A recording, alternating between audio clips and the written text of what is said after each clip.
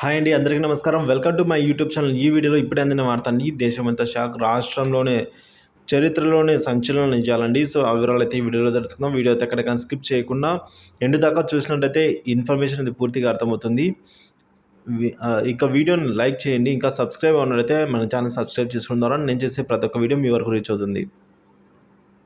వివరాలు చూసుకున్నట్లయితే వికలాంగ ఉద్యోగుల సాధారణ ఉద్యోగుల కంటే తక్కువ కాదని నిరూపించేందుకు ఎన్నికల సంఘం కీలక నిర్ణయమే తీసుకుంది.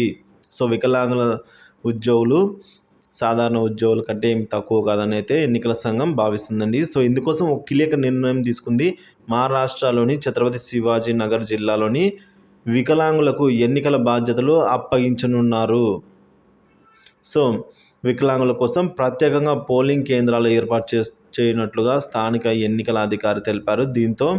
దీంతో పాటుగా జిల్లాలోని 9 అసెంబ్లీ నియోజకవర్గాల్లో ఒక్కొక్కటి వికలాంగుల పోలింగ్ కేంద్రంను ఏర్పాటు చేయనున్నారండి.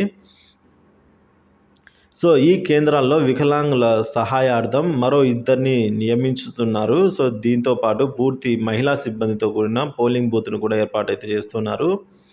మరి చూసుకోవచ్చండి, ఎన్నికల సంఘము సాధారణ ఉద్యోగులకు ఏమీ తీసిపోరు వికలాంగులు. సో ఎవరైనా ఓటు హక్కే, ఎవరైనా రాజ్యాంగం దృష్టిలో అందరూ సమానమే అని అయితే సమానత్వం అయితే చూపిస్తుంది. సో అందువల్ల గాను వికలాంగులకు రెస్పెక్ట్ ఇస్తూ వారిని కూడా ఎన్నికల బాధ్యతలకు అప్పగిస్తోంది. సో వారికంటూ సపరేట్గా ఈ విధంగా అయితే అదనపు బాధ్యతలు అయితే చేపడుతోంది.